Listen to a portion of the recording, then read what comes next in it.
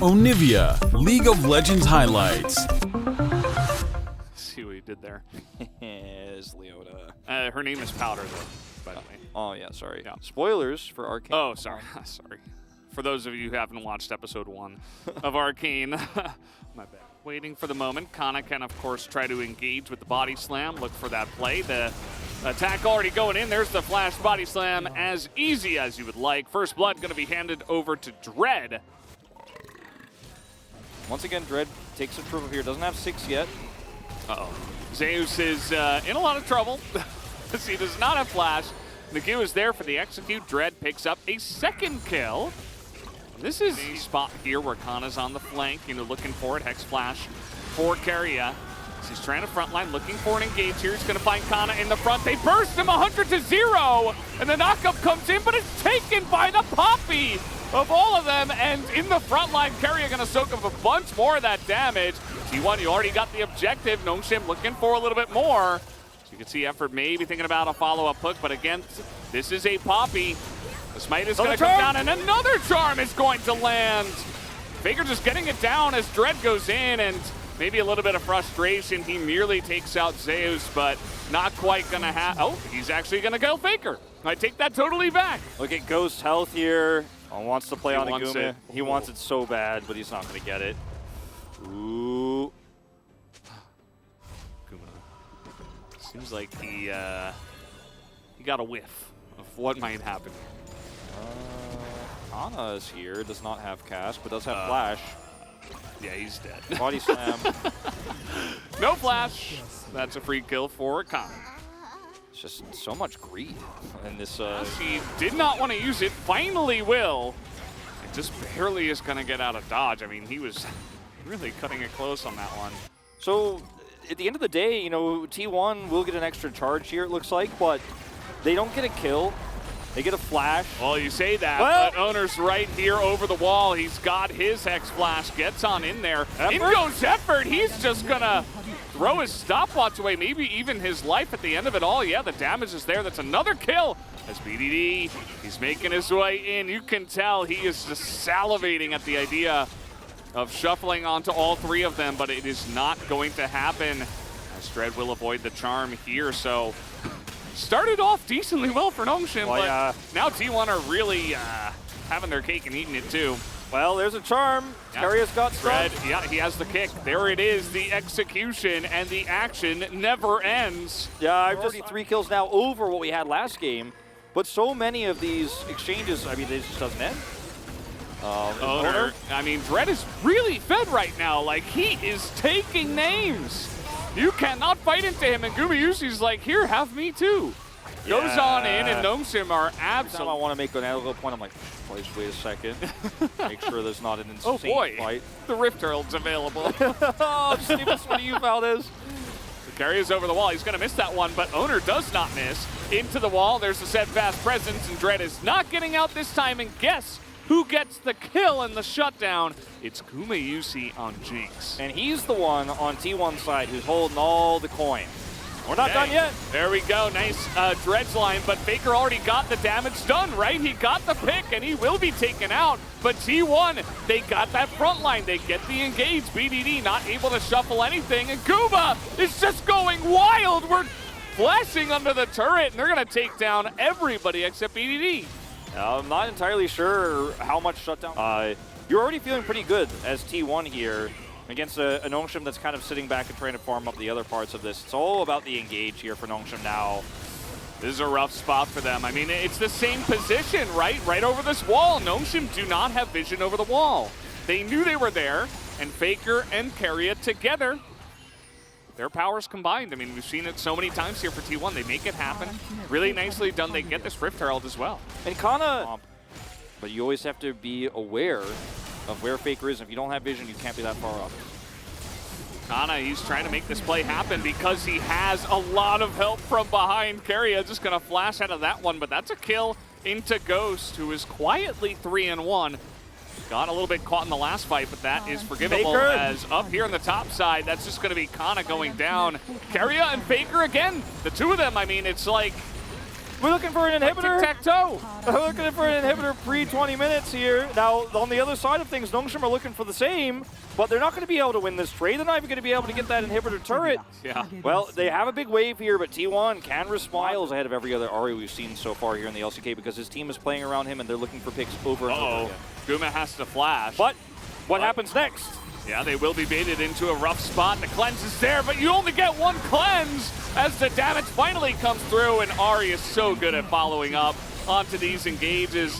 The Ahri-Leona combo comes through once again, and Guma, although he was the one getting dove on, he acted as bait in the end. You have so much pick with this comp if your opponent gets greedy or overextends. It doesn't have vision of where Ahri is, where the Leona is. They're going to try to race this one down. They know where Dread is.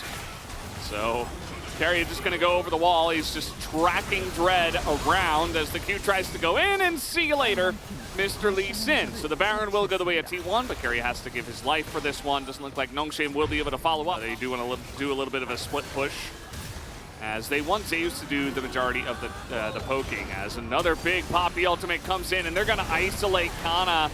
Once again, just not able to get away from this, as they're trying to defend here on the inner turret. Maybe should have just waited at the inhibitor, because, again, there's just so many tools for T1, especially when they're ahead. They can kind of do this without getting punished.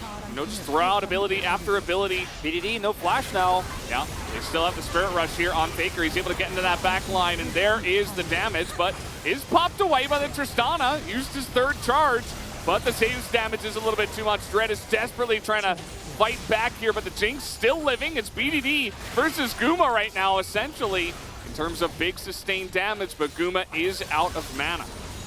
Oh, the charm is nearly there. Oh, but it doesn't matter. Oh, he's down. Gale Force at the end of the day. Faker is just vintage Faker right now in this game. Man, Kana, he's trying so hard, but he can't. Nearly takes out Faker. And it won't happen. Not yet. BDD, he's getting angry. He's going to get one, and this will open up a couple of kills, actually. Feels worth, but all the while, okay, Faker will go down as well. Mid lane is being pushed. The inhibitor did go down. As a bit of a messy one there. T1 staying for a long time. T1 are going to give Soul Point over with this. I think that it looked for a moment like Nongshim, you can't continue just feeding in one by one to these charms from Faker, but he ran out of mana, right? They ran out of sustain, they ran out of health bars. Like, eventually, Nongshim will win the war of attrition because they have their base is closer as. Okay, they're just trying to delay this. Zeus is coming over, but it's not going to work out. But now you've given over Soul Point, as I mentioned, to Nongshim because you stayed too long as I think it's worth it in the end, especially with the Soul Point, as you mentioned. Nongshim, I mean, they don't have much hope in this game, but they'll take anything they can get at this point, right? And, you know, another Mountain Drake as well. Right, I guess their first Mountain Drake, but it'll be nice for their front line to try to survive a little bit so Kana doesn't just get blown up by Ahri and Jace once again. Just a scrappy fight like this is the kind of fight that T1 enjoys. It gave them a little bit more control over the bottom side of the map. They traded back a lot of gold into their pockets too. Like, there was a gold trade. Force this, they want Dread's position to matter, and it might. They're gonna catch Guma. Immediately they burst down the Jinx as they're looking for more. Carius going in. I don't know about that. Now they're gonna get on top of Jace here as Faker is desperately trying to sort this up. T1 only get the Nautilus. Nongshim immediately with that flank. They're going to be able to pick up this Baron. And this is like the 17th time in the last 2 weeks Dread has had one of these, but he pulls it off this time as Faker is going to go down. Dread has so many flank opportunities with this team. They play around his flanks, but sometimes it looks very silly when he does it. Sometimes it goes off, they lose an objective, or he can't make the flank work, or he's spotted. This time he did it very well. He executed it perfectly. He's punishing a little bit of the overextending we're seeing from T. This is looking like guaranteed Soul Point because Soul rather, excuse me, with the Soul Point they have, and there's no counter map play. This is a flanking Jace. I mean, this isn't necessarily what we're used to. T1 are at least able to get those wards cleared off the top side of the map. There's no Baron to fight for or anything like that, but at least they have an angle, right, for this Leona and Ahri to maybe find some sort of backline access. Oh, he threads the needle on the Ghost. That is a insane amount of damage. This is up against Baron buff right now. As the steadfast presence is there, he's gonna deny the escape for effort. Didn't do anything into the shield of the Mountain Soul. Dread's angle nice. Yeah, they don't have all the information as the cask is gonna stop. Owner flashes the wall, it's not enough, and he immediately burns down. Keria as well is going to be gobbled up by the side of Nongshim. As the charm does come in, they take out the Gragas. Keep in mind, Guma and Faker and Zeus, they're all still alive. As another zap onto Dread, and T1 will not stand down. It's 4v3 though for Nongshim. And the Elder's about to spawn. They need a really nice pick, but there's just no angle. They look for Dread. He's got a res, he's got a stopwatch. Yeah. I mean, like, you almost got him to 1/3 health, but that's all you could do, though. Nongshim have so much control. I don't know if we're going to see an Elder fight here. I think they're going to try to push to end it. I don't know if Kana has teleport in 25. This is going to be hard. I mean, it's 10 seconds on the last two guys from T1. They have an insane amount. Yeah. Here we go. We're getting this going. We have Faker coming up on the right side. He's got that elixir pumping right now. Super Minions pushing into mid. There's a timer on this for T1. Oh, Dread is there, and they're going to pick him. And he has his GA and the stopwatch. Can he get out of this, though? The kick onto Owner, and both junglers get extremely low. Keria in the back line. They got to get Dread here, but it's not looking good. Faker is going to be taken down by the Emperor's Divide, and the hook goes down onto Guma Yusi as well, and that's going to do it. The ace comes through, and we are going to game number 3. Dread had such a fantastic game on the Lee Sin, always where he needed to be. His flank on the Baron was what got Nongshim map control for the first time. They were no longer in fear of these Ahri charms and where Keria was roaming with Faker. Once he got that pick, he was basically in full control of this game. We had a nice deny there on the Poppy Smite.